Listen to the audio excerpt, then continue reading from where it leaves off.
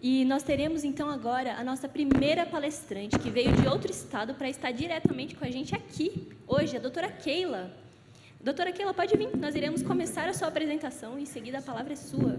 Mas o doutor Zukovski irá começar a sua doutora apresentação. Keila, ela é professora da Universidade Federal de Minas Gerais. Tem doutorado em Biologia Vegetal pela Unicamp e pós-doutorado em Ecofisiologia Vegetal pela Universidade de Barcelona, Espanha. Doutora Keila, é uma honra recebê-la. A palavra está com você. Tá bom. Boa noite. Obrigada. Eu só deixo isso aqui. Eu agradeço a oportunidade de estar aqui. Vou falar de luz, já a luz natural já apagou, mas nós vamos falar aqui um pouquinho, conversar um pouco sobre esse tema.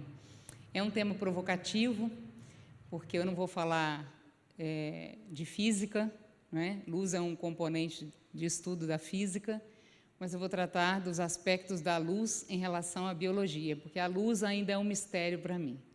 Eu quero aprender de luz quando eu estiver no céu, porque aqui eu já vi que não tem jeito. A luz é muito misteriosa, é abstrata demais, e isso é para físicos. Eu não tenho essa capacidade, e eu fico na biologia, que tem outros desafios, né, que nem todos também conseguem compreender, estando em outras áreas. Mas nós vamos trabalhar um pouquinho aqui essa temática. A ideia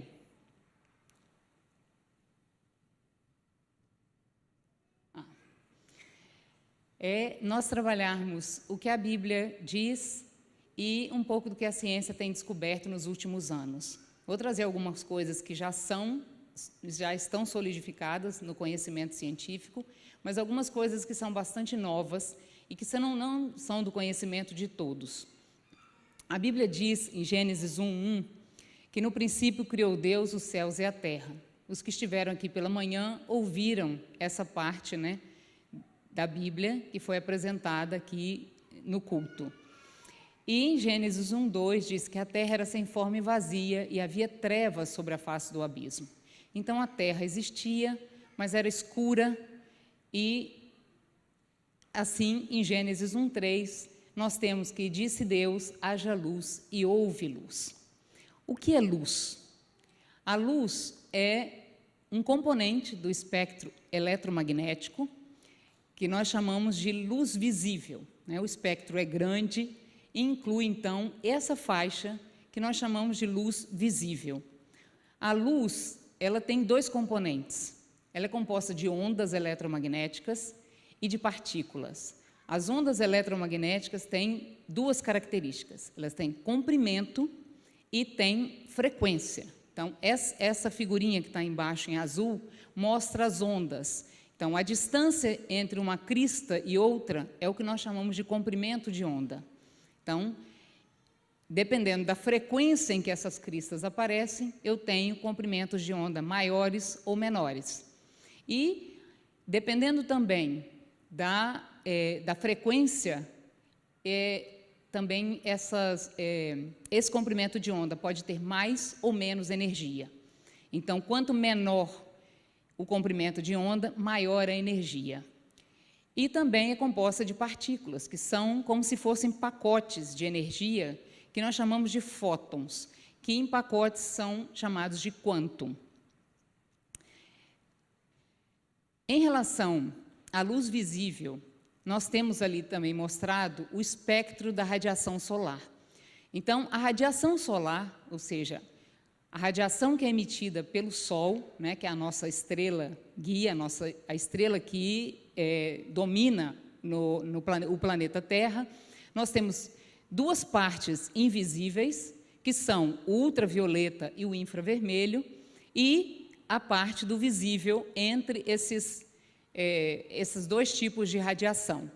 Nós temos ali os percentuais, eles são aproximados, isso varia de autores, mas eu coloquei o que é uma média, né? Então, da radiação solar que chega na biosfera, né, na atmosfera, nós temos que 5% é de ultravioleta, 45% de luz visível e 50% de infravermelho. Essas duas radiações que são invisíveis para o olho humano, os comprimentos de onda mais curtos, que são ultravioleta, e, portanto, se são mais curtos, eles têm mais energia, eles são absorvidos pelo oxigênio e pelo ozônio. Por isso é tão importante, né, ter o ozônio que absorve, porque os raios ultravioleta, eles causam danos celulares, principalmente ao DNA. Então, se nós recebermos uma carga muito grande de ultravioleta, nosso DNA é danificado e nós não conseguimos continuar a vida. Nós sofremos muitos danos. E os comprimentos de onda mais longos, que são os infravermelhos, eles são absorvidos pelo vapor d'água e pelo CO2 atmosférico. E é por isso que, quando a atmosfera está muito úmida, nós sentimos mais calor, porque esses raios ultravioletas são absorvidos por essas moléculas de água e acumulam calor nessa atmosfera. E, quando há um aumento de CO2 atmosférico, todos vocês já devem ter ouvido falar sobre isso, que tem aumentado a quantidade de CO2, é o que causa tanto o vapor d'água quanto o aumento de CO2, que causa o que nós conhecemos como efeito estufa. Ou seja, há um acúmulo de calor muito grande e esse calor faz com que a atmosfera pareça uma estufa. É úmida e muito quente.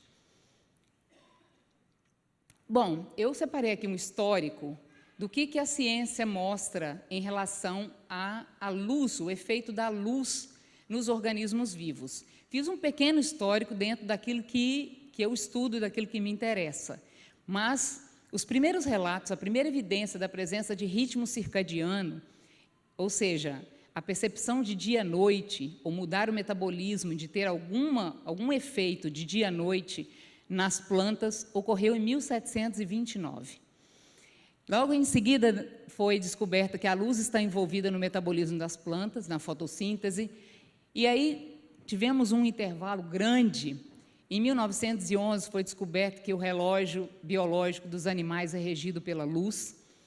Na década de 1920, 1930, foi descoberto que a vitamina D é produzida pela pele quando exposta à luz solar.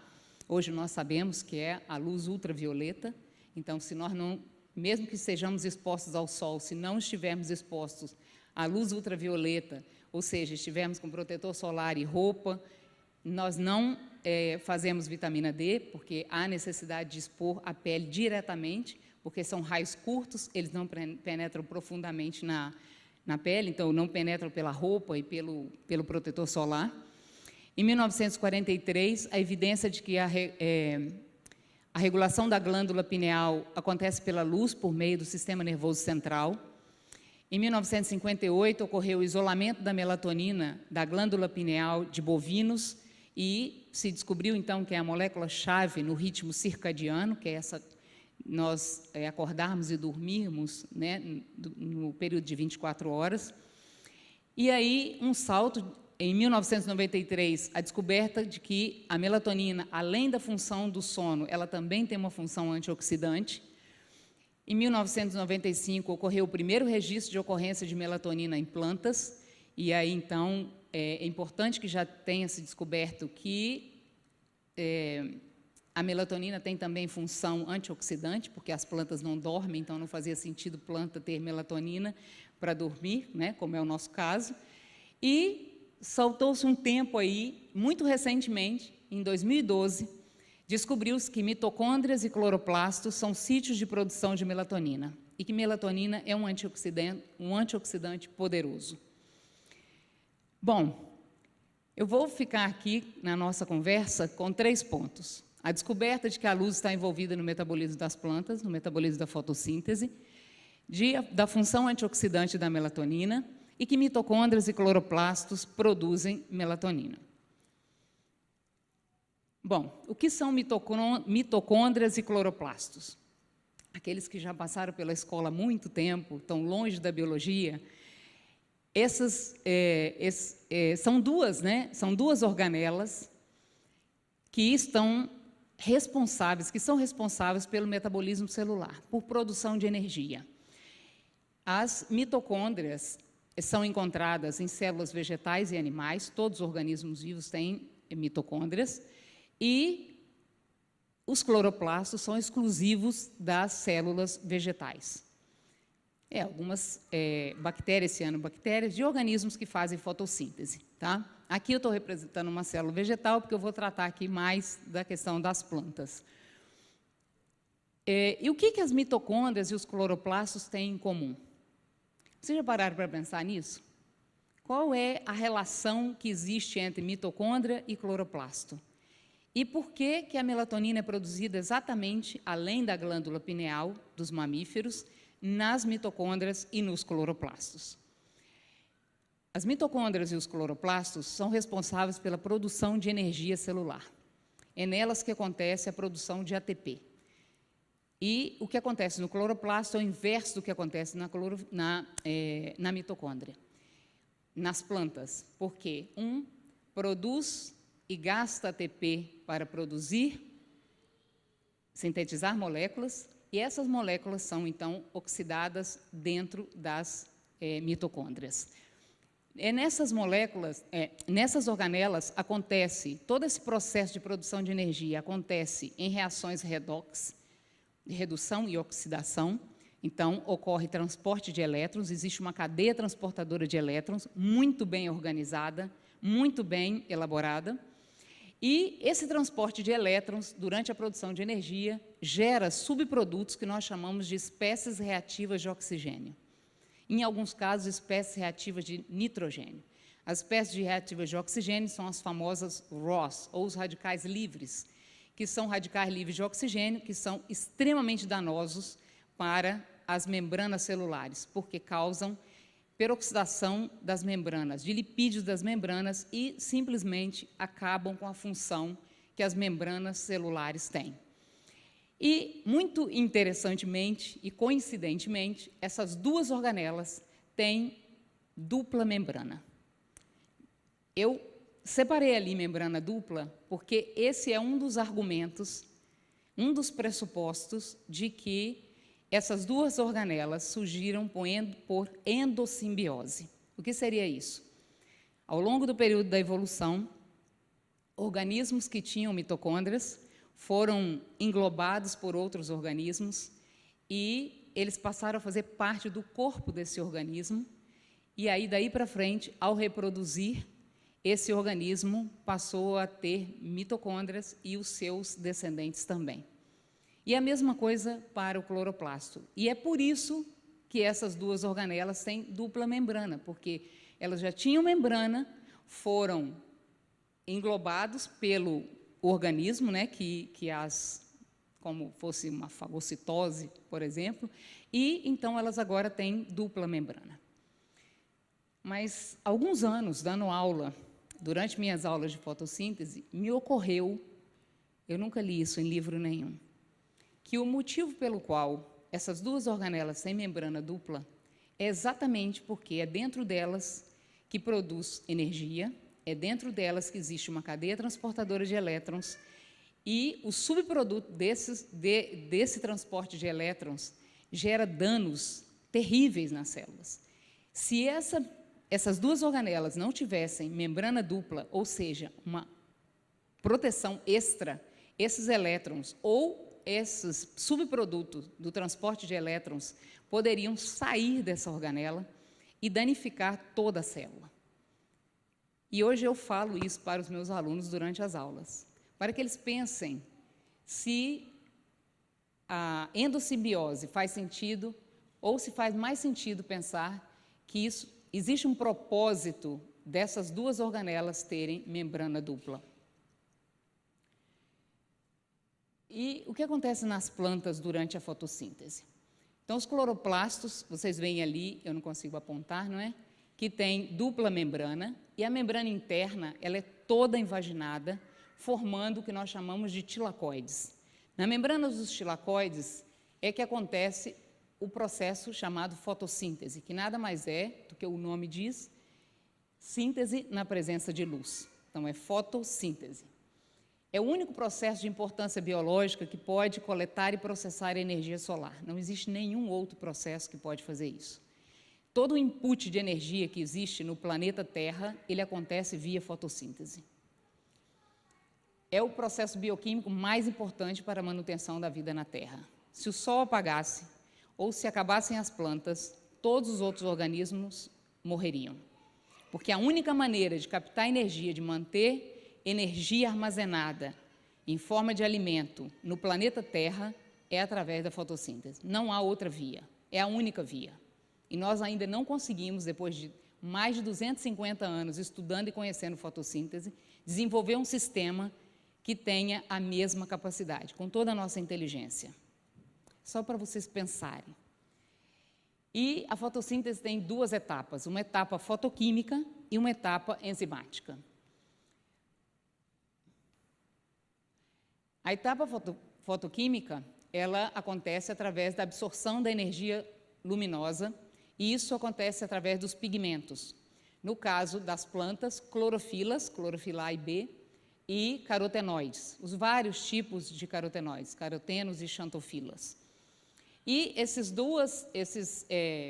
três grupos, né, esses dois grupos, clorofilas e carotenoides, eles absorvem nos comprimentos de onda da luz visível, no azul e no vermelho, que vocês veem lá no canto à direita de vocês.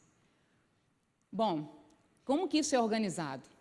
Essa coleta de luz ela é organizada em fotossistemas. Esses fotossistemas eles têm dois componentes. O sistema antena, que coleta um complexo de proteínas e pigmentos que coletam energia e canalizam para o centro de reação por ressonância magnética, e um centro de reação, que é composto de uma molécula especial de clorofila, que também tem um complexo de proteínas e que possibilitam a conversão da energia luminosa em energia química por transferência de elétrons, ou seja, aquela antena coleta luz, e essa luz é dirigida, e tem vários aspectos super interessantes, porque é do comprimento de onda maior para o menor, porque assim não tem jeito de voltar, né? Então a energia não volta, porque é o que tem, o que tem menos energia, ele não vai retornar a energia para o que tem mais energia, e essa energia vai sendo passada por ressonância. Quando chega no centro de reação, a energia é tão grande, porque ela é acumulada, ela é tão grande que ela desloca um elétron. Aí começa, então, o transporte de elétrons dentro do cloroplasto. Eu tenho aqui um esquema do sistema transportador de elétrons na membrana dos tilacoides. Então, aqui tem em verdinho, nós temos o fotossistema 2 e o fotossistema 1. O transporte de elétrons se dá nesse sentido. Então, o fotossistema 2 recebe a energia desloca um elétron, esse elétron é capturado por uma proteína de membrana, que leva esse elétron até uma proteína integral de membrana, que é o complexo citocromo B6F. Ele doa esse elétron para a plastocianina, que é uma proteína móvel de membrana, e esse elétron vai chegar no fotossistema 1. O fotossistema 1 já havia perdido um elétron, porque ele também tem uma antena que drena luz para ele. Então, o que acontece? Quando o fotossistema 1 perde esse elétron, ele reduz um NADP a NADPH, que é um poder redutor lá dentro do cloroplasto, e o fotossistema 2 ficou sem elétrons, porque ele doou, né, e ele repôs o elétron do fotossistema 1. Mas o que acontece? Existe um complexo, chamado complexo de liberação de oxigênio no fotossistema 2, que ele recebe energia, tanta energia, que ele quebra a molécula da água. Ele quebra a molécula da água, libera prótons, libera o hidrogênio, os prótons, libera então o oxigênio e libera elétrons. Esses elétrons da água quebrada no fotossistema 2 repõem o elétron que o fotossistema 2 perdeu pela quantidade de luz que ele recebeu. Então, o sistema vai acontecendo durante o período que tem luz, né? E o excesso, né, de prótons liberado no lúmen vai gerar um gradiente de potencial eletroquímico que vai fazer com que esses prótons passem pela ATP sintase, né, uma enzima de membrana, e nessa passagem, a cabeça da enzima, ela roda, é como um moinho, né, que roda a água e gira energia para movimentar, ela roda no girar, através da passagem dos prótons, ela consegue, então, produzir um ATP.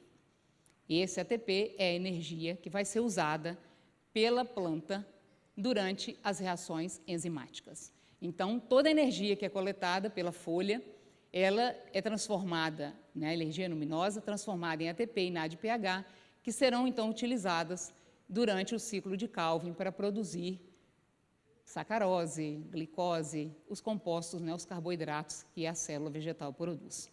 E é por isso, não sei se vocês já perceberam, que na sombra de uma árvore é muito mais fresco, o ambiente é muito mais fresco do que na sombra de um prédio. Já perceberam isso? Por quê? Porque o prédio ele acumula energia e ele reflete a energia.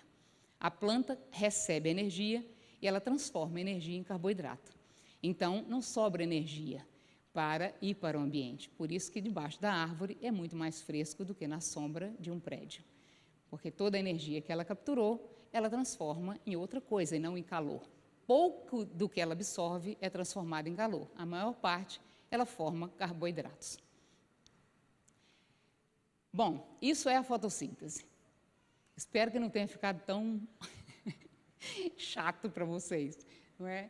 Isso faz parte do meu dia a dia. Bom, nas mitocôndrias, que tem um processo muito similar, né, metabólico, de transporte de elétrons, o processo é invertido do cloroplasto. As membranas estão lá, vocês veem lá naquela imagem em cima, que tem também as membranas a membrana interna invaginada, e ali existem complexos que transportam elétrons. Dentro das mitocôndrias acontece o processo que nós chamamos de respiração celular, que é o processo de oxidação de moléculas orgânicas para a produção de ATP. O ATP produzido na fase fotoquímica da fotossíntese, ele é todo utilizado na fase enzimática. Então, aquele ATP que é produzido pela captura da luz solar, ele não é utilizado pelas células na mitocôndria, ele é utilizado todo no cloroplasto.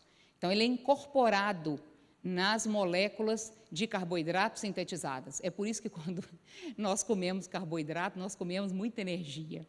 Então, porque toda a energia, o ATP que foi acumulado, que foi feito durante a fase fotoquímica, foi incorporado nas moléculas orgânicas. Então, na respiração é o contrário. A molécula orgânica vai ser agora degradada para gerar ATP para o funcionamento do organismo. E é o processo bioquímico mais utilizado para a obtenção de energia. E tem 3 fases. A glicólise, vocês veem aqui, ó, que gera 2 ATPs, o ciclo de Krebs, que também gera 2 ATPs, e a fosforilação oxidativa, que gera 32 ATPs. Então, quando nós consumimos um alimento, né, esse alimento é transformado em glicose, e essa glicose, então, vai ser queimada, né, vai ser usada nesse processo de respiração celular para gerar energia para nós nos movimentarmos, para nós pensarmos, porque não há nada que gaste mais ATP do que o cérebro. O cérebro pensante gasta uma quantidade imensa de ATP. Então, pensar é bom, que não deixa a gente acumular muito ATP, né? Muita energia, a gente gasta energia. Então, é o processo inverso daquele que nós vimos na fotossíntese. Mas vocês veem que ele é muito parecido. Tem ali a cadeia transportadora de elétrons, que são, né, os complexos 1, 2, 3 e 4, e vocês veem que lá tem também uma ATP sintase, que vai, então, transformar todo esse processo e gerar, então, o ATP ao final. Né? Só para a gente ter uma ideia de comparação, vocês veem que o processo é muito similar. Então, nessas 2 organelas, há uma produção enorme de energia, transporte de elétrons, que gera subprodutos que são danosos para o organismo, que são as espécies reativas de oxigênio. Porque vocês sabem que tanto no cloroplasto tem a produção de oxigênio, altíssima produção de oxigênio quando quebra a água, a liberação de oxigênio, e na mitocôndria há a necessidade do gasto de oxigênio para oxidar as moléculas que nós geramos, então, energia através desse processo. Bom, aqui a gente tem uma representação de um trabalho muito novo, de 2022, mostrando que o estresse abiótico, né, todo tipo de estresse, de calor, né, de temperatura, de luz, estresse luminoso, estresse hídrico, estresse de salinidade, gera na planta a produção de melatonina. Inclusive, alguns trabalhos já estão propondo que se aplique melatonina nas plantas para minimizar os efeitos de estresses abióticos. Então, já se sabe que nós, né, também usamos humanos já usam melatonina para algumas finalidades, mas já estão pensando em fazer isso com plantas a partir do momento que descobriram que plantas produzem melatonina em resposta ao estresse. Mas quais são os impactos desses novos conhecimentos para os humanos? Então, vou me deter na função antioxidante da melatonina e na produção de melatonina pelas mitocôndrias. Bom, até então, nós sabíamos que melatonina era muito importante para o sono, para o ritmo circadiano, para induzir o sono, para manter algumas funções dentro do organismo, né? Vamos falar de humanos, dentro do nosso corpo. Isso acontece com os mamíferos, de uma maneira geral. E melatonina, inclusive, foi cunhado em 1991, esse termo, dizendo que melatonina é a expressão química do escuro. Então, o nosso corpo sabe que nós estamos na presença do escuro por causa da melatonina. Então, a melatonina é que diz para o seu corpo que está escuro, que é noite, e que ele, então, precisa fazer todo o metabolismo que é feito durante a noite. Se você não se expõe ao escuro e não transforma, né, serotonina em melatonina, esse organismo não sabe, então ele não trabalha bem. E aí chega no dia seguinte, você não fez aquilo que devia fazer durante a noite, e aí os danos vêm, né, na saúde por causa disso. Então, é chamada expressão química do escuro. Nós sabemos que a secreção de melatonina começa à noite, né, e ela começa geralmente umas 3 horas após nós deixarmos de nos expormos à luz. Isso aí mostra a importância de nós não irmos para a cama com o celular, não usarmos tablet, não usarmos computador. 3 horas antes de irmos para a cama, nós não deveríamos usar isso. E hoje a maioria de nós vai para a cama com o celular. E então nós estamos tendo muitos problemas de saúde e muito provavelmente são devido a esse tipo de comportamento, né? A esses hábitos maléficos que nós adquirimos com a modernidade. E a secreção de melatonina para quando o dia amanhece, quando nós nos colocamos na presença de luz, e então isso gera o que nós chamamos de ciclo circadiano, que é o ciclo de 24 horas, cerca de um dia, né, circadiano. E a melatonina é responsável, por exemplo, pelo sono profundo, pela diminuição da temperatura corporal e de vários processos metabólicos. Nós vamos falar um pouquinho mais disso. Mas o que acontece, então, com a melatonina em relação à luz, né? Essa questão do ciclo circadiano. Isso já é bastante conhecido, né? Já é bastante conhecido. O que acontece é que a luz azul, o comprimento de onda de luz azul, ele é absorvido, né, por um pigmento que nós temos no olho, e esse, então, gera a informação, leva a informação para o sistema nervoso central, depois para a hipófise, para a glândula pineal, e enquanto tem luz, a produção de melatonina ela é simplesmente desligada. Os genes não atuam, não tem fator de transcrição, tudo é paralisado. Enquanto não apaga a luz, quando apaga a luz é que o processo da produção de melatonina começa. E essa melatonina produzida por capilaridade, ela chega à circulação sanguínea. O que nós pensávamos antes era que a melatonina era, então, produzida na glândula pineal durante a noite e ela era transferida, então, era difundida, né, transportada para todo o organismo e chegava nas mitocôndrias. Bom, até existe esse livro de 1996, ele dava dicas para estimular a produção de melatonina, como se fosse essa única via para produzir melatonina. Tem horários regulares para dormir e acordar, não fique exposto à luz enquanto dorme, evite o uso do celular e do computador antes de dormir, Favoreça a ingestão de alimentos ricos em triptofano, que é o precursor de serotonina, que vai depois ser transformado em melatonina, né? E aí ele inclui frutas, cereais integrais, castanhas. Evite o consumo excessivo de cafeína e derivados.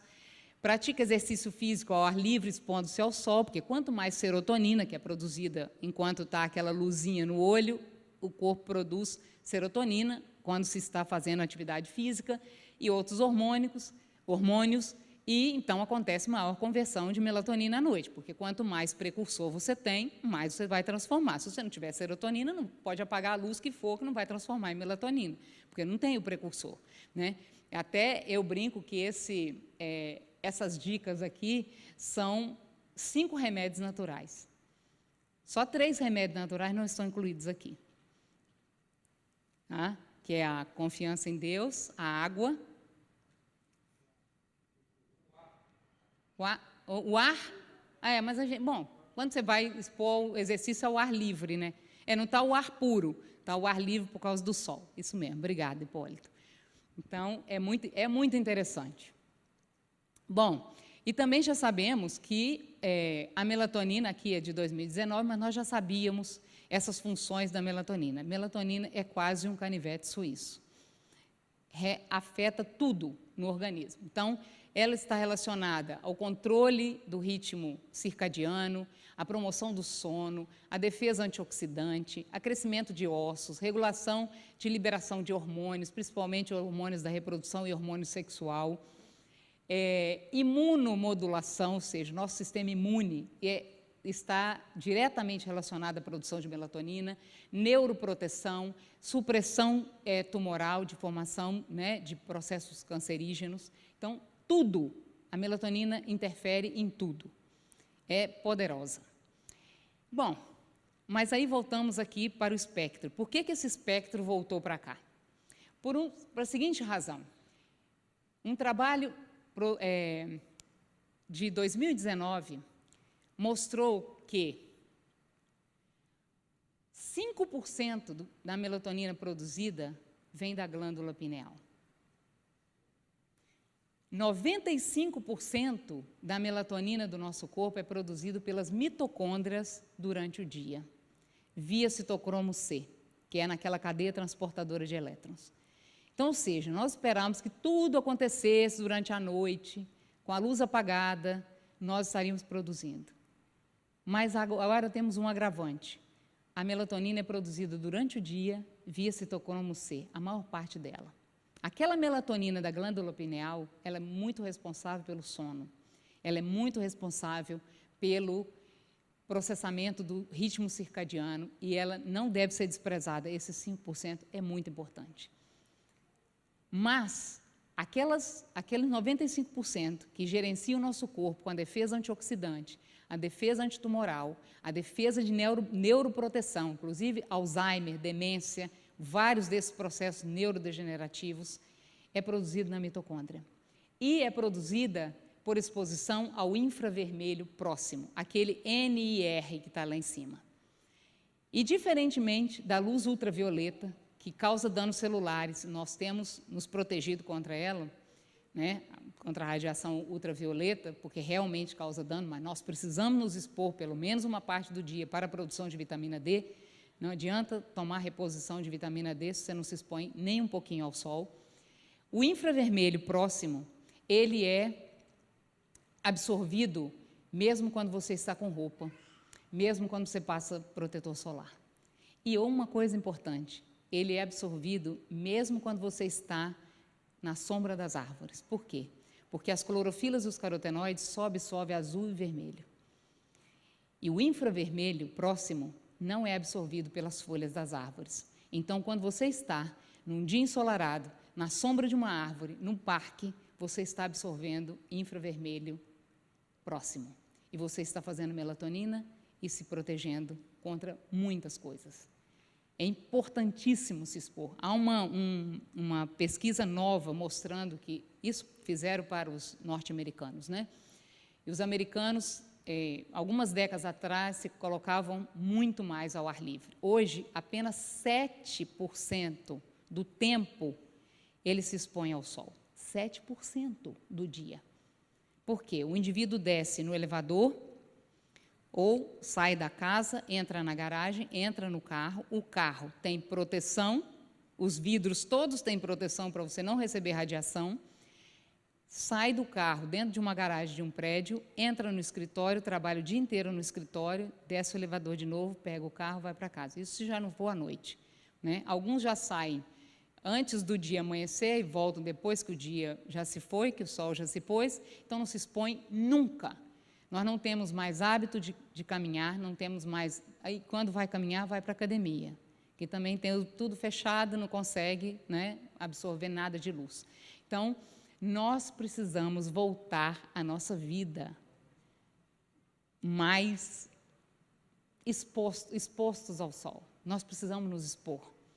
E nós não precisamos ter medo de danos, porque essa radiação ela pode ser absorvida mesmo com roupa que não vai danificar a pele, né? Mas vai fazer muito bem para a nossa saúde. Então, voltando, né, essa gama enorme que a melatonina tem no nosso, de ação, né, de efeito no nosso corpo, nós não podemos prescindir disso. Então, hoje nós estamos entendendo um pouco mais de luz, nós estamos entendendo um pouco mais como a luz interfere no nosso corpo, como a luz é importante para nós, nos expormos à luz. Então, os nossos hábitos, né, o nosso estilo de vida precisa voltar ao mais natural possível e nós podemos estar na sombra de uma árvore, nós não precisamos ter medo e nós podemos desfrutar dessa natureza e de tudo isso que foi preparado para que nosso corpo funcionasse bem. Não estou conseguindo. Bom, e para terminar, então, eu quero compartilhar com vocês 2 versículos da Bíblia, né? E porque eu penso que esse tema é um tema provocador, porque esses conhecimentos nos remetem ao Criador, pelo menos a mim, né? Estudando a biologia e vendo o que isso acontece, isso já é da área da medicina, não é da biologia propriamente dito, mas é muito claro que no primeiro dia a luz foi criada, né? O sol foi colocado para gerenciar dia e noite no 4º dia, mas a luz já apareceu e a luz, né, claramente está como o primeiro ponto da criação, porque sem luz o planeta Terra não funciona. E essa luz é capturada através da fotossíntese. A fotossíntese produz os alimentos. Nós consumimos os alimentos, quebramos esses alimentos dentro das mitocôndrias. Então, tudo é tudo muito ligado, tudo está conectado, não é? E é muito claro que os céus proclamam a glória de Deus e o firmamento anuncia as obras das suas mãos. E tem um versículo que é muito citado em algumas palestras, e eu gosto muito dele também, que está em Romanos 1:20, que diz, essa é a versão na linguagem de hoje, diz, desde que Deus criou o mundo, as suas qualidades invisíveis, isto é, o seu poder eterno e a sua natureza divina, têm sido vistas claramente. Os seres humanos podem ver tudo isso nas coisas que Deus tem feito e, portanto, eles não têm desculpa nenhuma. Basta aprender um pouquinho, porque isso é um microlésimo do que quer que seja que Deus planejou e fez para nós, que nós vamos claramente reconhecer que isso não é acaso. Pelo menos eu entendo disso claramente, que isso não é acaso. Eu respeito, cada um pode pensar o que quiser, o pensamento é livre, mas nós não temos desculpas para não entendermos e não compreendermos o que Deus planejou e que isso é um planejamento, que não há um acaso tão bem planejado, tão bem estruturado como esse que nós acabamos de ver aqui, que é uma pontinha, um grão de areia no conhecimento científico. Eu agradeço mais uma vez a oportunidade de estar aqui. Eu deixei para o final, porque podia depois não falar, não conseguir falar, não é? Fazer aqui uma homenagem, primeiro, a honra e glória ao Criador, isso não tenho dúvida. Mas fazer uma homenagem ao Dr. Rui Vieira, pelo trabalho que ele fez tem feito durante todos esses anos, porque ele continua trabalhando na Sociedade Criacionista, dia e noite, e por tudo que ele fez, né, é uma pessoa inspiradora para mim, e eu creio que para muitos, né, ou para todos daqueles que acompanham a carreira dele, que têm acompanhado, um professor universitário, que teve todos os níveis, que não só formou pessoas, mas também contribuiu para a formação direta e indireta, porque trabalhou dentro da sala de aula e trabalhou no Ministério de Educação, compondo cursos e refazendo programas, né, pedagógicos de cursos. Então, foi diretor da FAPESP, né? Como assim, não é? Um criacionista diretor da FAPESP, que é a instituição financeira mais importante, quer dizer, do estado de São Paulo, mas é uma das mais importantes do Brasil, né? Então, é um cérebro brilhante que tem contribuído de forma... Tem dado tudo pela sociedade criacionista, seus recursos, seu tempo, seu talento, né? Então, eu penso que, além de dar glórias a Deus, nós também temos que reconhecer e homenagear a pessoa que dirigiu isso de maneira brilhante. E, obviamente, com todos aqueles que contribuíram, aqueles que estão na sociedade criacionista, na administração, e, né, todos os palestrantes.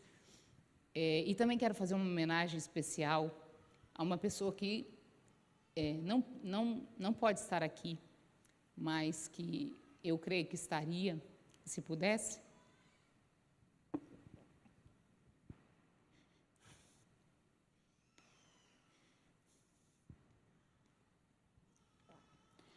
Que é o Dr. Wellington Silva, que é muito amado nosso, e dizer que ele tem um legado muito grande nessa sociedade, na sociedade criacionista brasileira. É uma pessoa que eu amo muito, é muito amada de nós todos, da sociedade. Trabalhou muitos anos fazendo palestras brilhantes, contribuindo na questão denominacional, contribuindo na comunidade onde ele vive, na comunidade científica, na questão social, e ele merece nossa homenagem nesse dia também. Muito obrigada.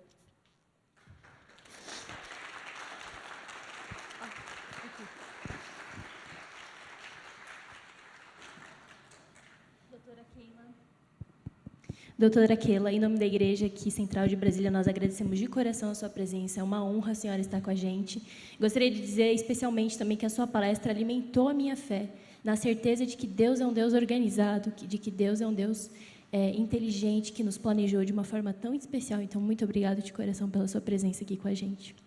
E, nesse momento, eu gostaria também de mandar um abraço especial, Dr. Zukovski, para as pessoas que estão assistindo a gente aí no YouTube. Para você que está no YouTube, para a Rosilene, para a Inalda, para a Noemi, para o Sérgio, um abraço para vocês. Já já nós teremos um outro momento em que nós iremos conversar aqui e você pode fazer a sua pergunta. Então, eu tenho certeza que você teve dúvidas com relação a essa palestra, questionamentos. Anote as suas dúvidas, as suas perguntas, que já já nós teremos um momento especial também para a gente trocar essas ideias, tá bom? E também teremos agora um próximo palestrante, né?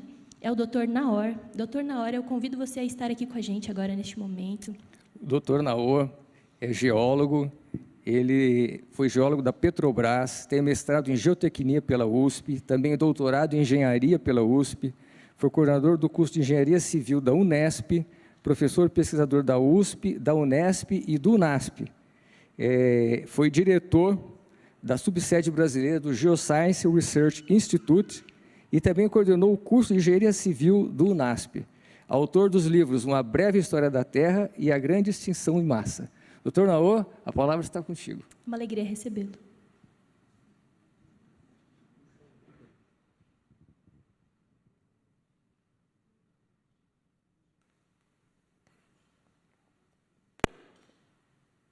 Controle.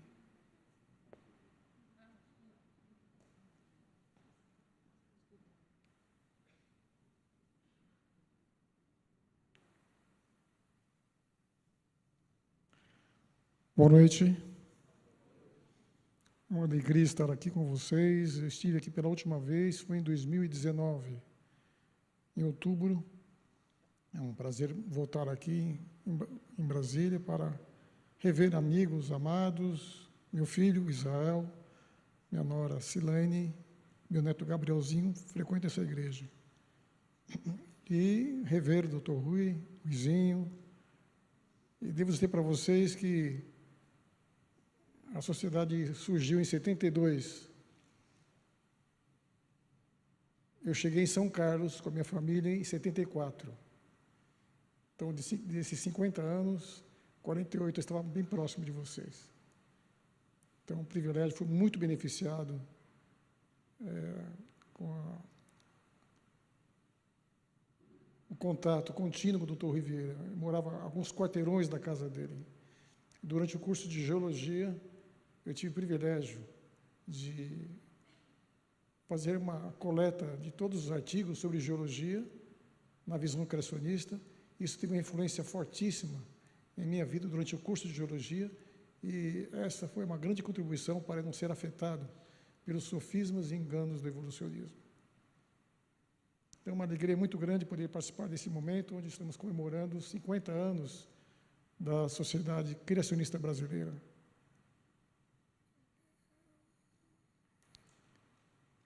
A maior tragédia ambiental da história da Terra.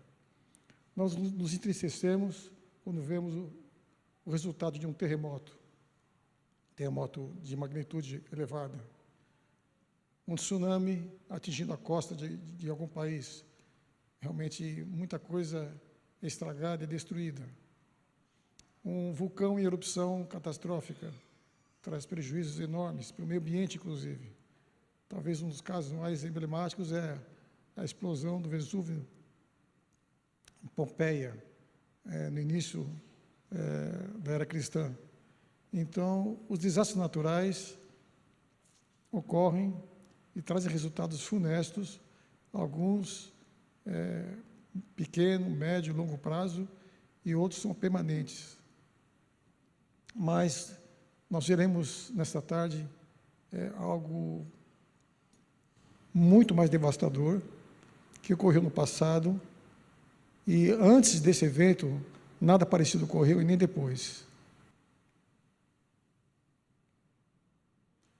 Vocês estão vendo um mapa global, onde aparecem alguns círculos vermelhos, azuis, cor roxa também.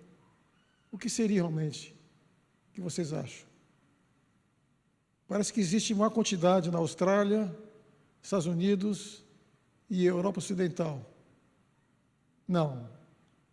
É que nesses países existem mais recursos financeiros. Então, essas estruturas foram encontradas com mais facilidade. O que seria, então? Uma distribuição global de crateras de impacto. Então, os meteoritos caíram aqui na Terra no passado, em todos os lugares. Nas áreas oceânicas que estão em azul, parece que tem poucos ciclos, né? Na verdade, muitos realmente seriam encontrados se não fosse a movimentação dinâmica da crosta oceânica, que na realidade ocorreu no passado, obliterando muitas dessas crateras. E mesmo nas áreas que estão aí expostas dessas bolinhas, em todos os continentes, nós verificamos que muitas delas não foram encontradas ainda porque estão soterradas. E, para você ter uma ideia do que está embaixo da superfície, a necessidade de recursos elevados para realmente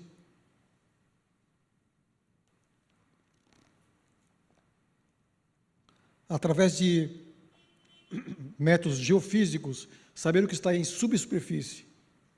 Isso é feito nesses países mais desenvolvidos.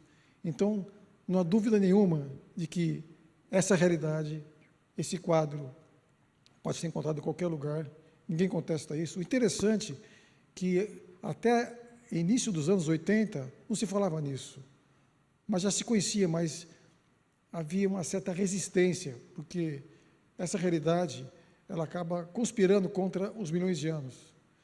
O meteorito, quando cai, ele resulta em modificações muito rápidas, desencadeia outros tipos de fenômenos. Isso aí realmente trazia transtornos para a visão convencional da geologia.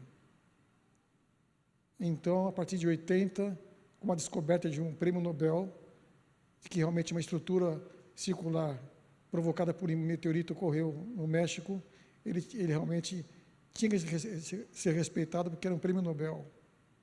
Então, pela primeira vez foi publicado um artigo na Nature.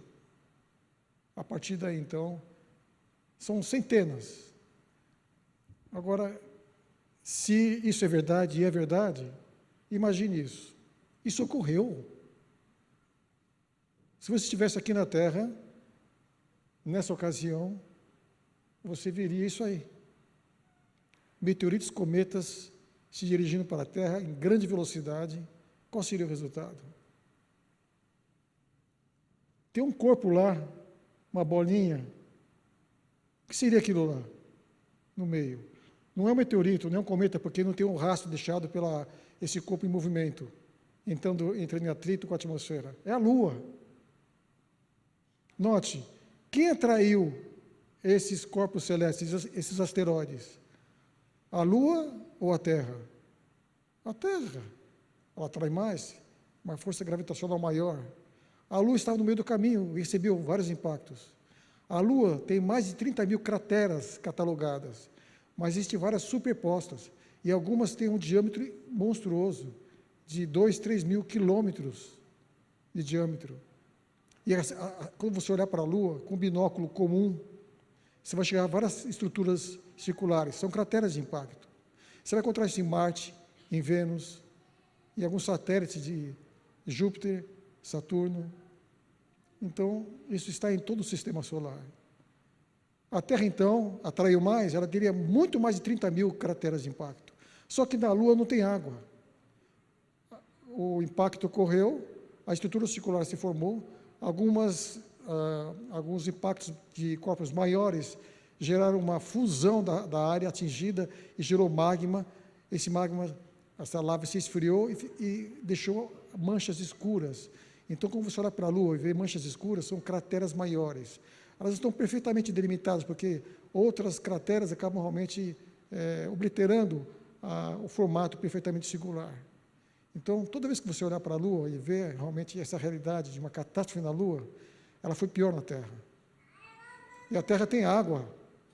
Então, essa água em movimento acabou obliterando muitas dessas marcas e as partes da crosta que se fragmentaram, então, acabou realmente gerando mais transtornos ambientais. Então, note que esse quadro, eu não estava lá para ver isso.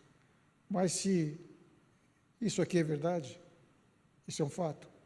Porque cada estrutura dessa tem características que não há dúvida, um geólogo quando vê a estrutura circular, a presença de irídio, que é um elemento raro aqui na Terra, em grande quantidade, nessas crateras, vidro devitrificado, quartzo multifraturado, são evidências de liberação de grandes quantidades de energia, pressão e temperatura.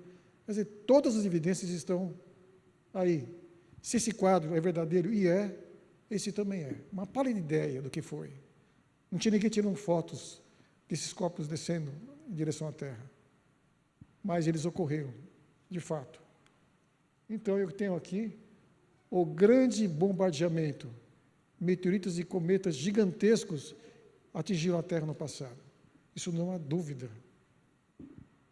Depois vocês vão ter realmente a mesma certeza que eu, ao mostrar mais algumas evidências correlatas disso que ocorreu no passado. Então, eu coloco uma setinha e FGG1, Fenômeno Geológico Global 1. Guarde bem isso. Nós colocaremos mais 5, são 6, os principais. Primeiro, esse, por efeitos didáticos, esse foi colocado como o primeiro fenômeno geológico global. Se a distribuição das crateras de impacto é global, essa chuva de meteoritos, esse grande bombardeamento, também foi natural, ocorreu no passado. Infelizmente, poucos falam nisso. A Lua é uma demonstração disso. As manchas escuras na Lua são meteoritos maiores, com quilômetros de diâmetro, que atingiram a Lua e fez com que realmente a rocha se fundisse, gerando realmente lava, que depois se resfriou e se cristalizou num mineral diferente, dando uma coloração escura, não mais cinzenta que a Lua tem na sua superfície natural, não afetada pelos impactos. Muito bem. Então, na Lua, a gente percebe que existem impactos associados a vulcanismo, ou fusão de rochas. Não é?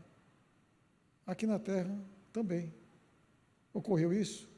Confesso que eu tenho conversado com cientistas, até recentemente, e poucos têm realmente aderido a essa realidade, que para mim fica muito mais clara. Poucos cientistas.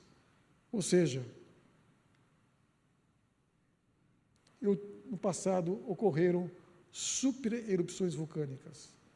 Daqui a pouco vocês vão ver em que lugar do mundo ocorreu isso. Então, esse seria um fenômeno geológico global 2. Primeiro, impacto de meteoritos. Segundo, supererupções vulcânicas. Está aí. Essas manchas em vermelho são aquilo que os geólogos chamam de grandes províncias ígneas. São rochas de origem vulcânica, mesmo algumas realmente que ocorrem mais em subsuperfície, recebem o nome de diabásio e gabros, outros termos que os geólogos utilizam. Essa área é uma área familiar para mim. Minha dissertação de mestrado, minha tese de doutorado foram para estudar essas manchas vermelhas, especialmente essa que ocorre aqui na América do Sul, que corresponde à famosa formação Serra Geral, onde existem basaltos, rocha vulcânica em grande quantidade. Estudei de maneira sistemática aqui na América do Sul e também no resto dos Estados Unidos, lá em cima. E, pessoalmente, estive em outras províncias ígneas, na Islândia, Cabo Verde, não é? O Cabo Verdeano está aqui, lá atrás. Estivemos lá juntos, Galápagos, não é? Então, eu percebi que em todas essas regiões vermelhinhas, a rocha é a mesma. Mas os geólogos ainda resistem a associar a impactos meteoríticos. Para mim, está muito claro. Um cientista chamado Neville Price, britânico, morreu em 2005, ele deixou muito claro isso. Os meteoritos arrebentaram a Terra, fragmentaram a Terra, e o lugar onde eles caíram acabou gerando uma diminuição de pressão, aumento da temperatura, a energia cinética do impacto, o meteorito viajando no espaço a 70 mil km por hora, ao chegar na superfície da Terra, boa parte daquela energia cinética se transforma em energia térmica. Não é? Então, é a coisa mais simples associar essas províncias vulcânicas com impactos meteoríticos, especialmente na bacia do Paraná, onde ocorrem os basaltos que eu estudei, fica muito claro essa ligação direta. Muito bem, esse mapa é real. Os geólogos fizeram esse mapa. Só que existe algo mais dantesco que eu não coloquei aqui.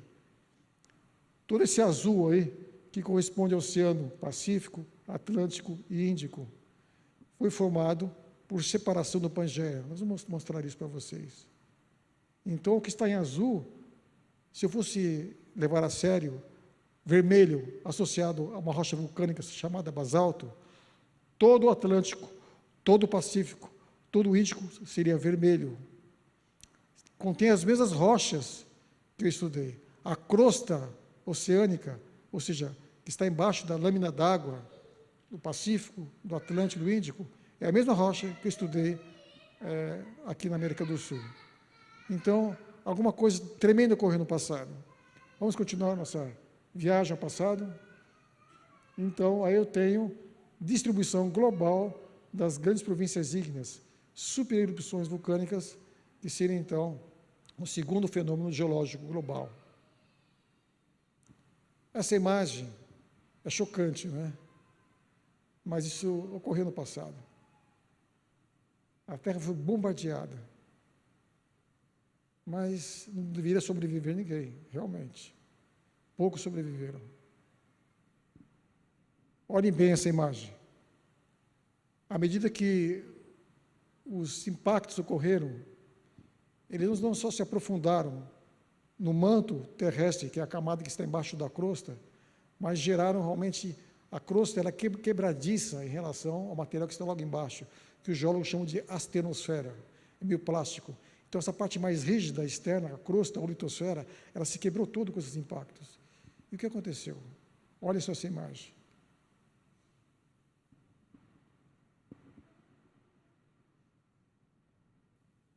Ela vai voltar. Eu tenho um Pangeia aqui. Cai o meteorito aqui embaixo, tem um círculo, gera vulcanismo. Outro lá em cima, gera vulcanismo. Outro aqui embaixo. E se forma uma fissura imensa. Então o material verde que vocês estão vendo no meio é vermelho. É rocha vulcânica. Nossa, mas quase a Terra inteira foi afetada por esse tipo de vulcanismo? Sim. Então aqui eu tenho associado 3 fenômenos.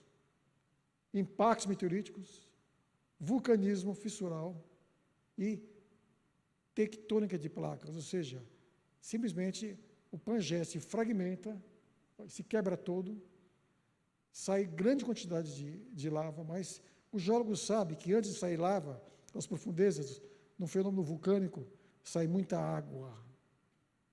Ô professor, como você fala isso, me veio uma frase na mente.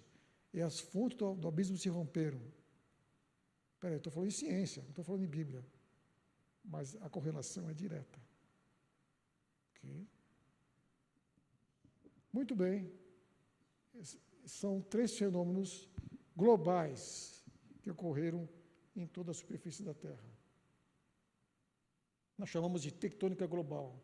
Então, esse seria o 3º fenômeno geológico global. Os 3 estão representados nessa figurinha. Impactos meteoríticos, primeiro. Segundo, vulcanismo global. E terceiro, fragmentação no Pangeia. E esses fragmentos se separando, se movimentando.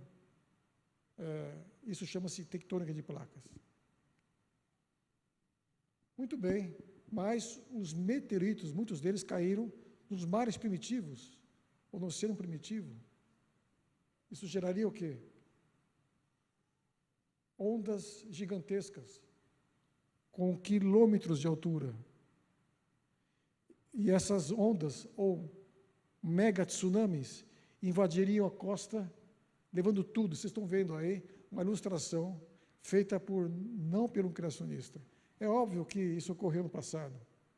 Essa onda está levando blocos de rocha imensos, vegetação, animais, tem um triceratops aqui, morto, e essa onda se movimentando a velocidade quase supersônica. À medida que esse material começa a diminuir de velocidade, esse fluxo de água, rocha, plantas e animais, eles começam a se depositar. E você acha que esse depósito, desse mega tsunami, ocorreu milhões de anos? Eu vou paralisar essa imagem aí, ela vai se movimentar um pouquinho, durante milhões de anos. Não faz sentido. Um tsunami gera catástrofes rapidamente. Em minutos, horas, você devasta uma área imensa. Mesma coisa aqui. Muito bem. Tudo que está aqui, sedimentos, são triturados no transporte violento pela água, esses mega tsunamis, eles são diminuídos de tamanho, os fragmentos de rocha, os animais, plantas são levados. Alguns, devido ao contato com outros, são dilacerados, mas alguns ficam inteiros. Então, essa onda, esses mega tsunamis, ao diminuir de velocidade nas áreas continentais, eles formaram as camadas, como eu coloquei aqui, de baixo para cima. Primeiro essa de baixo, depois as próximas, e assim por diante. Então, quando eu olho para essas camadas sedimentares, não tem como olhar para elas e não ter a certeza de que isso ocorreu há um tempo atrás, não ocorre mais isso foi catastrófico. Você vai entender por que foi catastrófico. Eu vou colocar mais uma imagem aqui. Esse tipo de camadas com fósseis ocorre globalmente. Então, quando eu vejo mega tsunamis, fenômeno geológico global 4, erosão, transporte e sedimentação, fenômeno geológico global 5, mortandade em massa, fenômeno geológico global 6. Então, eu completo aí todos eles. E quando eu olho para essas camadas, distribuição global das bacias fanerozoicas. Bacias, tudo bem. Fanerozoica, faneros, do grego visível, zoico, vida. Camadas que contêm vestígios de vida, fósseis. Então, todas as camadas que estão em verde, em azul mais escuro, contêm fósseis. É local ou global? Esse mapa é local ou global? Global. Não tem como. Então, quando você analisa essas camadas em verde, em azul, você vai encontrar entre elas marcas, estruturas de impacto. Vai encontrar rochas vulcânicas em cima, embaixo ou do lado. Então, tudo está ocorrendo simultaneamente, globalmente. Milhões de anos, como? Então, eu vou colocar agora, rapidamente, esses 6 fenômenos globais numa sequência lógica, você vai entender.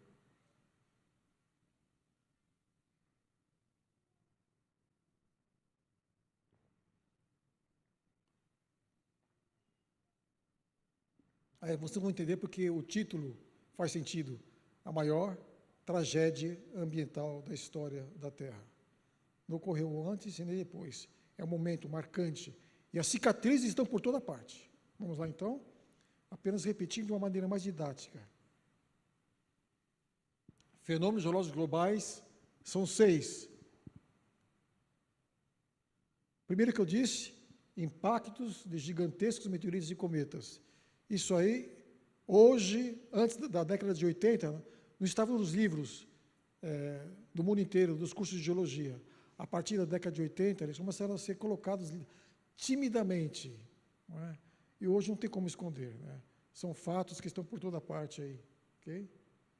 Supererupções vulcânicas, resultante dos impactos meteoritos.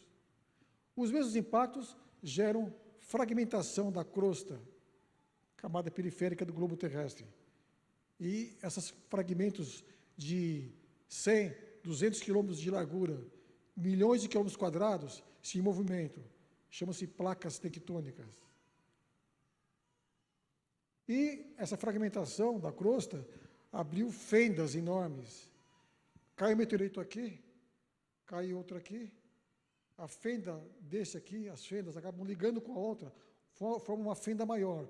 Essa fenda maior, quando abre, sai lava em grande quantidade.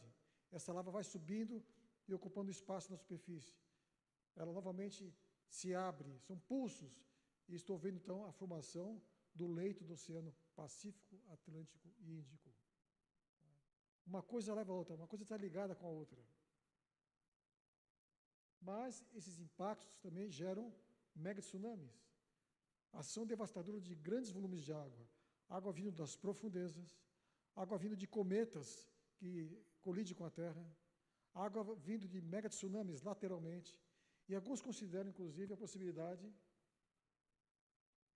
Se sabe também, antes disso, de falar numa outra possibilidade, que, como já disse, as erupções vulcânicas, elas são precedidas por grandes quantidades de água. Hoje ocorre isso. Quando ocorre um vulcão entrando em erupção, sai muito vapor de água antes. Por quê? Qual tem mais mobilidade? Vapor de água ou lava incandescente? Lava é pastosa, ela sobe mais lentamente. A água já se sai da lava, que se formou, do magma, melhor dizendo. Lava é quando o magma atinge a superfície. Não é? Então, essa água é expulsa em grande quantidade, gerando também transtornos, ondas gigantescas. Não é? Também, à medida que as placas se movimentam, geram realmente ondas sísmicas. Se for embaixo de uma camada de água, gera então tsunamis, mega tsunamis também. Então, tudo está ligado. E a setinha azul, última que eu coloquei, voltando aqui, ela aparece aqui, representa a possibilidade de ter existido no passado uma envoltória de água que protegia a Terra de maneira muito mais eficaz do que hoje. Então, as janelas do céu se abriram e essa água veio para baixo. Então, desses 4 fenômenos mostrados até agora, o quarto é o mais devastador no sentido de área, ele abrange áreas contínuas maiores. Ele é muito importante. Agora, percebam que ocorre também, eu mostrei aquela mega tsunami carregando fragmentos rochosos, plantas e animais, intensos e extensos fenômenos de erosão, transporte e sedimentação. Agora, o fenômeno quinto, o quarto, o terceiro, o segundo e o primeiro, todos eles, esses 5 fenômenos, geram a pior calamidade. As linhas estão em vermelho. Por quê? Essa foi o pior desastre. Existem também outros fatores, mudanças drásticas do clima, né? Anoxia das águas oceânicas, ou seja, perda de oxigênio. Então, mortandade em massa na superfície, nos mares, transtornos ambientais tremendos. Isso nós chamamos de mortandade em massa e rápido soterramento. A maior tragédia das 6 seria essa última aqui. Percebo que, desses 6 fenômenos, 2 estão em destaque, uma figurinha assim mais ilustrativa, que é o quarto e o sexto, são os mais importantes. Mas, um dia estava em Curitiba, uma geóloga me ouvindo, ela ainda está cristã, mas tem dificuldade, ela se converteu ao cristianismo, de entender a visão geológica catastrófica. Quando ela viu esse quadro, ela ficou entusiasmada. Falou, não, vem cá.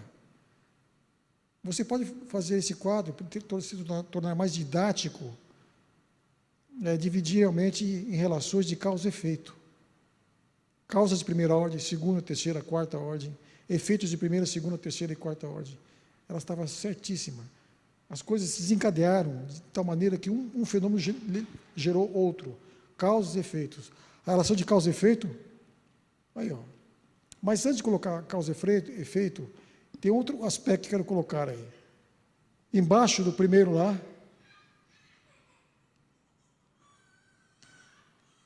crateras de impacto. Ou seja, como eu sei que os impactos caíram? As crateras estão aí, para mostrar. As grandes províncias estão aí também, mapeadas já, globalmente. Mas quando olho para tectônica de placas, quando ocorre um terremoto no Japão, ou no Sudoeste Asiático, em 2004, mais de 230 mil pessoas perderam a vida, você percebe realmente que esses desastres parecem apontar para esses fenômenos que ocorreram no passado. Então, vulcanismo, terremotos e tsunamis, eles estão associados à lenta movimentação das placas tectônicas. Alguma coisa residual ficou ainda, era esse movimento alguns centímetros por ano, mas no passado foram quilômetros por dia. Então, eu tenho nesses eventos atuais, do terceiro, como se fossem ecos de algo muito mais terrível e extraordinário que ocorreu no passado.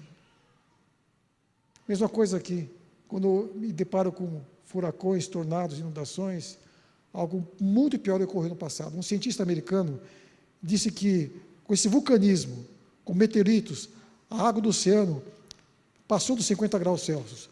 Quando isso acontece, a água sobe, o vapor de água em grande quantidade para a estratosfera e gera hipervulcões, hiperfuracões, furacões violentíssimos.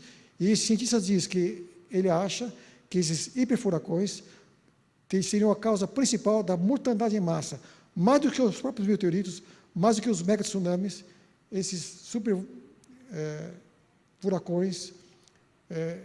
Nós temos hoje uma pálida ideia com os furacões que estão aí, mas algo muito mais gigantesco e destruidor ocorreu no passado.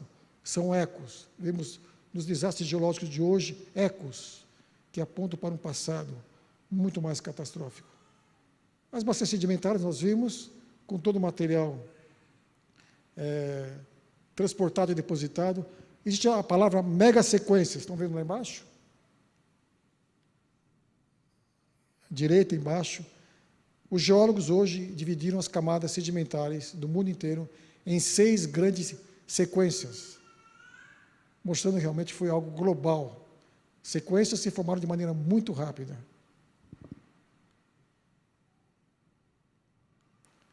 Dobramentos, vulcanismo, cinturões orogênicos. O que significa isso, professor?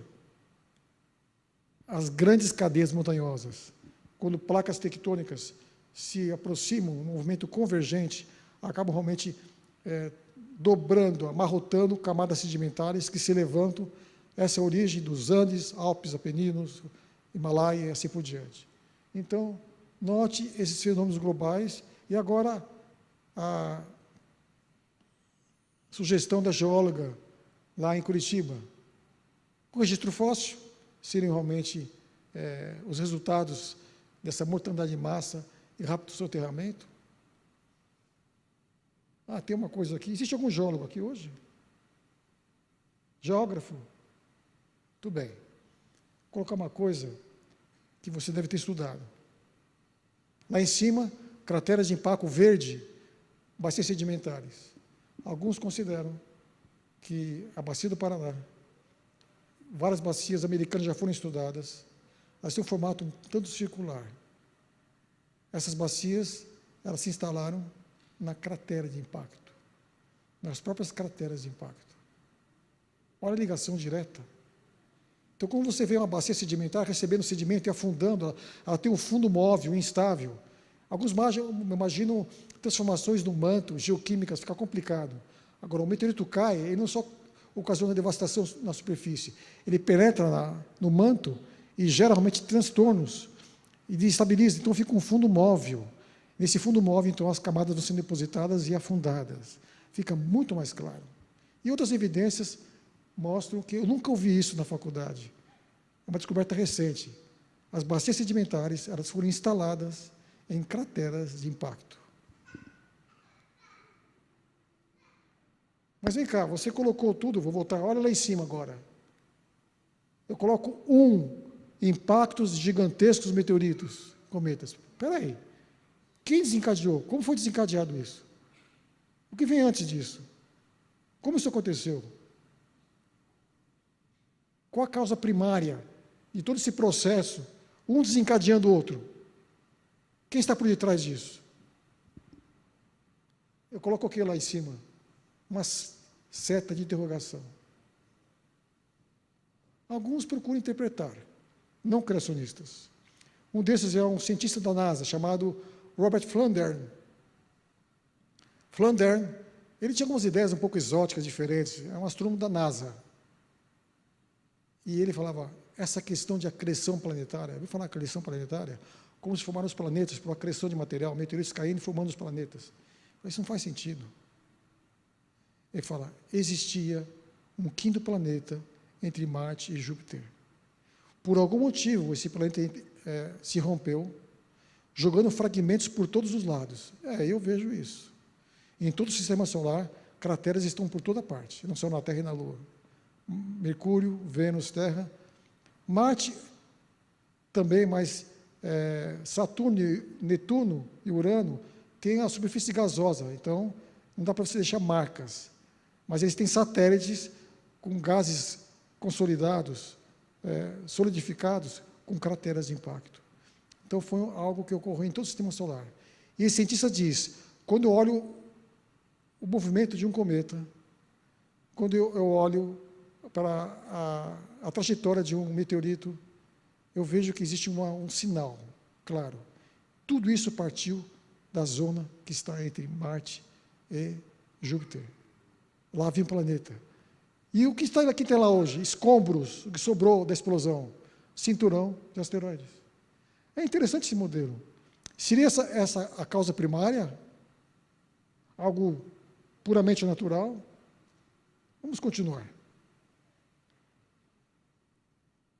Então, olha lá. Causa primária, eu não sei. Efeitos de primeira ordem, impactos meteoríticos. Esses meteoritos, uma causa de segunda ordem, gera o quê? Efeito de segunda ordem, aqui e lá. Aqui, aqui. Então, é um processo, um vai desencadeando o outro. Relação de causa e efeito. Primeira, segunda, terceira, quarta, quinta, até sexta ordem.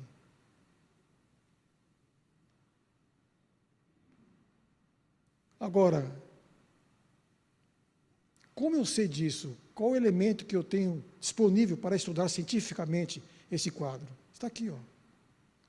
Aparece a seta verde. São os efeitos finais, geocicatrizes.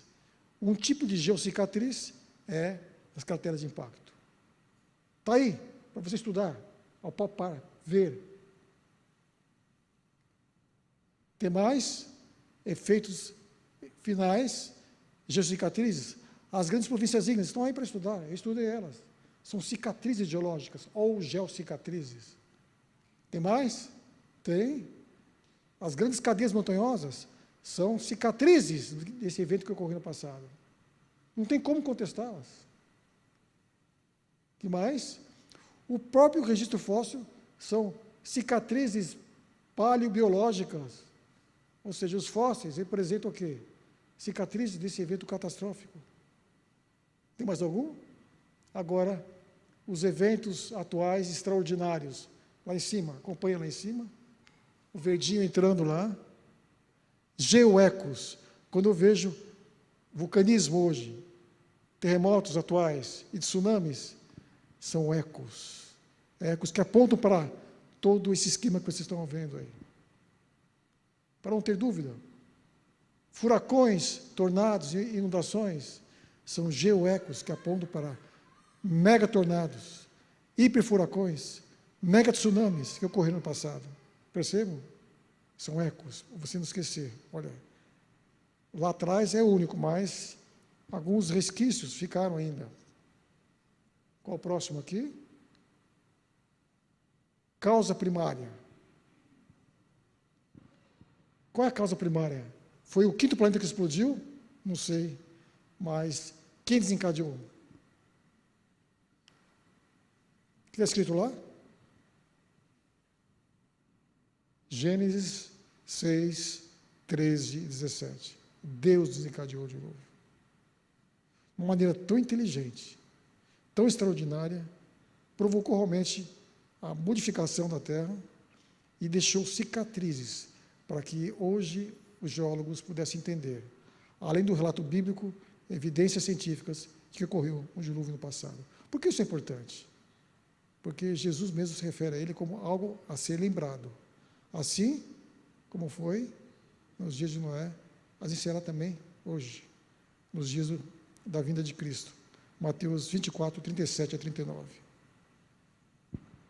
Se eu tirar Gênesis 6, 3 lá em cima, só esse quadro aqui. O que tem de Bíblia aí? Quando eu visito as universidades, estava conversando com a doutora Keila sobre uma visita que eu fiz na Universidade Federal de Minas Gerais, onde ela trabalha. Quando eu mostro esse quadro, e tem geólogos em Sergipe e em Belém, Universidade Federal dos dois estados, estavam geólogos do 5º ano e professores de geologia e a coordenadora do curso de geologia. Eu apresentei esse quadro e disse: vocês têm alguma coisa a contestar aqui? Silêncio. Não existe reação negativa. Aí eu digo: mas vem cá, está vendo o 4º e o 6º fenômeno? Eles são os mais expressivos. Por quê? Porque imagine quem viu isso no passado. Deus realmente mostrou isso para Moisés. Um meteorito, quando cruza o céu, ele parece uma nuvem em movimento. Então, a primeira impressão é água por todos os lados. Isso ficou registrado. Mas, Naor, o 4º e o 6º, por que você está destacando? Porque eles, além de serem evidências científicas, são bíblicas. Vou mostrar para vocês agora que o 4º e o 6º fenômeno geológico global está explícito e implícito em Gênesis 7, 8. Vamos ver então. Deus desencadeou o dilúvio, mas deixou os vestígios por toda parte. Maneira didática, de nunca nos esquecermos que isso ocorreu. Lembrarmos, lembra-te. Essa palavra aparece várias vezes, lembra-te. Entrou o que aqui mais? Ah, sim, lá em cima. Então, esse quadro representa os fenômenos geológicos globais, lá em cima. Mas eu tenho à minha disposição Gênesis 7, 8. Eu não preciso desse quadro de evidências científicas para acreditar no dilúvio. A Bíblia é autossuficiente, autoconsistente, eu não preciso. Mas como geólogo, eu não posso ignorar essas evidências. Diz a sua bondade e misericórdia, deixou evidências claras e inequívocas, bíblicas e científicas. Então vou colocar agora alguns textos na narrativa histórica bíblica, valorizando o quarto e o sexto fenômeno global. Ok? Vamos lá então. Primeiro, no ano 600 da vida de Noé, aos 17 dias do segundo mês, nesse dia romperam-se todas as fontes do grande abismo e as comportas do céu se abriram. Romperam-se as fontes. Fragmentação do Pangeia. Pangeia é bíblico. Gênesis 1:9. A porção seca, uma porção só. Fragmenta o Pangeia. Jorra água e depois lava. A Bíblia não fala em lava, fala só em água, mas saiu lava também. Do céu, água em grande quantidade, cometas, a envoltória de água, mas também meteoritos cruzaram a atmosfera, cometas cruzaram a atmosfera. Isso está em harmonia com o relato bíblico. Evidências científicas e bíblicas realmente se complementando mutuamente. O próximo agora. Predominaram as águas e cresceram sobremodo na terra, porém a água vogava sobre as águas. Águas sobre a terra, ou seja, as camadas sedimentares, que estão espalhadas em 75% das áreas continentais, são de origem marinha. A água inundou os continentes, a geologia fala isso, a Bíblia fala também. A terra foi totalmente afetada por grandes quantidades de água. Isso é bíblico, isso é científico. Isso está em azul. É um azul meio escuro aí, mas está ligado com o quarto fenômeno global. Vamos agora para uma exemplificação do sexto. Tudo que tinha fôlego de vida em suas narinas, tudo que havia em terra seca morreu. Isso chama-se o quê? Mortandade em massa. Está de acordo com o sexto fenômeno geológico global. Qual o problema? Mais um azul ligado ao quarto fenômeno global. Prevaleceram as águas excessivamente sobre a terra e cobriram todos os altos montes que havia debaixo do céu. Ou seja, houve uma catástrofe pela água de maneira violenta e afetou toda a superfície da terra, globalmente. Isso realmente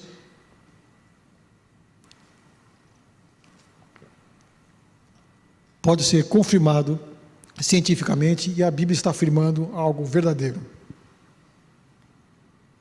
Mais um azul, ligado ao quarto fenômeno. Fecharam-se as fontes do abismo e também as comportas do céu, a copiosa chuva se deteve. Se vê as camadas sedimentares,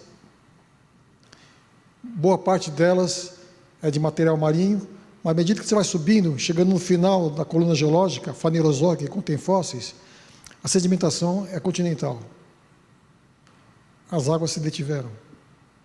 Há um momento em que as coisas vão sendo amenizadas. Isso é bíblico, isso é científico.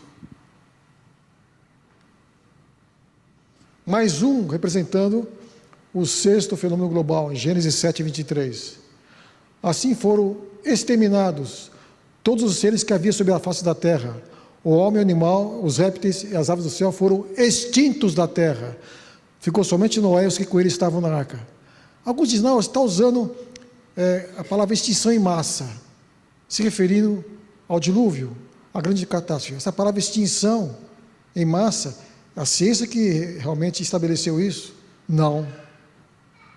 Não. Há mais de 2.500 anos atrás, Moisés escreveu, a palavra extinção está aqui, em Gênesis 7:23. Tudo que havia no seco, extinção em massa. Isso é bíblico.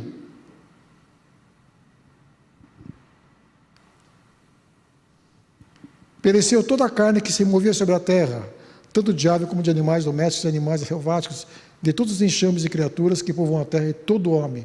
Isso está claramente evidenciado no sexto fenômeno geológico global, mortandade em massa e rápido soterramento.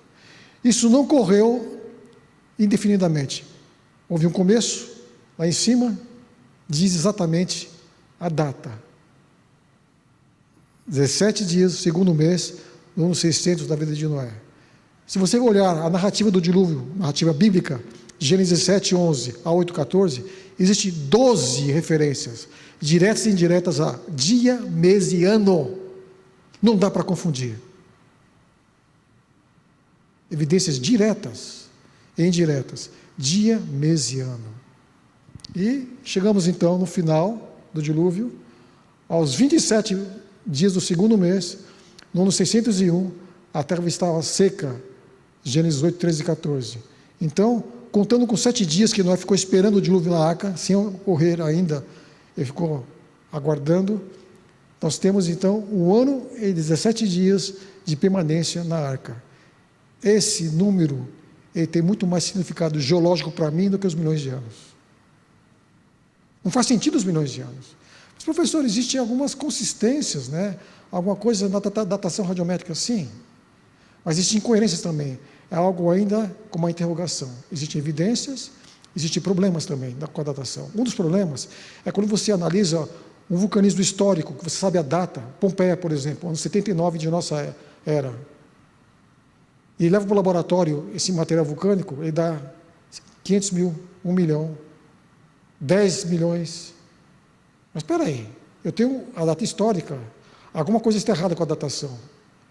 Alguma coisa está sendo mal interpretada. E um dia, creio eu, que esses números de milhões de anos não vão ser considerados apenas como fator relativo. Esse está em cima, esse está embaixo. Você vai do mais antigo para o mais novo. Tá? Mas o tempo é esse tempo aí, ó. 1 ano e 17 dias. Não milhões de anos. Então, a datação é um problema ainda a ser resolvido. Mas, se eu tenho esse problema, que alguns colocam realmente como sendo verdadeiro, e as demais 20 evidências e outras evidências de que ocorreu uma catástrofe global em um curto período de tempo. Existem muitas evidências. Então, mais estudos precisam ser feitos para mostrar o equívoco da datação radiométrica. Eu falo isso como geólogo. Muito bem, um dia eu estava em Uberlândia, perto de Uberlândia ou perto de Uberaba, tem um museu de dinossauros. Acho que é Uberaba, né? O nome do local, Peirópolis. Alguém conhece? Peirópolis, Minas Gerais. Peirópolis, tem um museu de dinossauros. Eu estava no campo fazendo uma gravação para Novo Tempo, vendo ossos de dinossauros sendo escavados, tem um museu do lado. Um geólogo se aproximou de mim com raiva. O que esse cara está dizendo aí? Eu sou realmente ganho para interpretar essas rochas. O que você está falando aí? Foi embora. Um jornalista da Abril Cultural estava por acaso lá. Me ouviu falar. Ficou preocupado. Eu não consegui gravar para o Novo Tempo toda a programação. Tivemos que dormir no hotelzinho, nesse museu de Peirópolis. Tem um hotelzinho simples. Eu chamei o jornalista, vem cá, peguei o computador. Você quer saber realmente o que aconteceu? E expliquei aquele quadro dos 6 fenômenos globais. Ele disse, Naor, se isso é o dilúvio, eu também creio, faz sentido. Faz sentido. Agora, aquela história de Noé e da arca, ridículo, né? Eu falei, não, é a mesma história, uma versão diferente. Uma linguagem simples, acessível, verdadeira, histórica na Bíblia, uma linguagem científica que está aí para ser realmente descoberta e desvendada. Ele ficou meio assustado, olhando para mim. Então, evidências científicas da grande catástrofe, ou grande extinção em massa, fenômenos geológicos globais, são 6, e mais as geocicatrizes e os geoecos. São muitas evidências que ocorreram no passado. E a história de Noé é verdadeira. Então, um ateu que antes ridicularizava a história de Noé, ao ter realmente uma noção desses fenômenos globais, ele vai respeitar mais, ele vai ficar pensativo e nunca mais vai zombar desse quadro aí, porque algo parecido vai ocorrer daqui para frente. Jesus mesmo disse isso. Muito bem, então, a história é a mesma, ou seja, as evidências bíblicas da grande catástrofe ou o dilúvio de Gênesis estão claramente expostos em Gênesis 6 a 9, e o próprio Jesus se refere a ela, confirmando realmente a historicidade desse acontecimento. Note que eu uso 4 nomes para dizer a mesma coisa, é o mesmo evento. Dilúvio é a mesma coisa que a grande catástrofe, é a mesma coisa que a grande extinção em massa, é a mesma coisa que a maior tragédia ambiental da história da Terra. São 4 títulos que têm ênfases diferentes, a ênfase ecológica, biológica, geológica, histórica e bíblica. Okay? E eu tive o privilégio de transformar isso em livro. Quem já leu esse livro? Ninguém ainda. A grande extinção em massa. Ele conta essa história, valorizando as evidências científicas e a narrativa histórica que está claramente exposta na Bíblia. Leia esse livro. Se você achar complicado, eu não quis complicar nada. Tem um glossário espesso, grande, para ajudar a compreender. Mas existe, muitas vezes, aqui nesse meio, onde nós estamos, e fora, criacionismo é religião. Evidências científicas é para evolucionismo. Criacionismo, vai estudar religião, você vai ouvir algumas coisas estranhas aí. Não, as evidências científicas do criacionismo são muito maiores e mais significativas. Vocês viram na biologia agora há pouco? Então, quando nós vemos a primeira mensagem angélica, temer Deus e dar glória por vir e hora do seu juízo, adorar aquele que fez os céus, a terra e o mar, e as fontes das águas. Céu, terra e mar, biologia. Fontes das águas, geologia. Gênesis 7:11. As fontes do abismo se romperam. Exegeticamente, um texto está ligado com o outro. Então, a minha primeira mensagem angélica está chamando a atenção para as evidências científicas da biologia e da geologia que exaltam Deus e sua palavra. Está claro? Muito bem. Finalizando. Alguns dizem, não, eu já dei aula para estudantes de teologia, dizendo, para que eu preciso de ciência? Basta a Bíblia. Não fala isso, meu amigo. Você está numa faculdade. Eu tive o privilégio de estudar a natureza. Romanos 1, 19 e 20, que a professora Keila leu, fala que Deus se revela na natureza de maneira clara. Não é? Com as evidências do dilúvio e evidências de planejamento no campo da biologia. Muito bem. Mas se você crê em Ellen White, o que ela diz? Devidamente compreendidas, a ciência e a palavra escrita, a Bíblia, concordam entre si, lançando luz uma sobre a outra. Juntas, ciência e Bíblia, conduzem-nos para Deus, ensinando-nos algo das sábias e benéficas leis, por meio das quais Ele opera. Então eu tenho aí, está em azul, ciência, Bíblia e a palavra de Deus. Ou seja, a natureza revela a Deus. Ele se revela pessoalmente através da pessoa de Jesus, em especial. E a palavra de Deus é a palavra encarnada. Aliás, a palavra escrita, a palavra encarnada é Jesus. Então, note, 3 fatores aí. Deus, a natureza e a Bíblia, para mim, me estimularam a definir. Uma definição, eu diria, ela pode ser mudada com o tempo. Mas, para mim, criacionismo é isso aqui, ó. É uma estrutura conceitual em que ocorrem associações intuitivas ou intencionais entre conhecimento bíblico, conhecimento de Deus e conhecimento da natureza. Quando eu falo esses 3 conhecimentos, eu entro um pouquinho em detalhes. Conhecimento bíblico, historicidade de Gênesis 1 a 11, desde a criação até Abraão. Você então tem, se você realmente é um criacionista, a interpretação desses 11 primeiros capítulos é literal. Se você ignora elas, a Bíblia inteira deve ser ignorada. Eu coloquei 3 pontinhos, porque a Bíblia inteira, mas em especial para o criacionismo, é Gênesis 1 a 11, a sua historicidade, literalidade.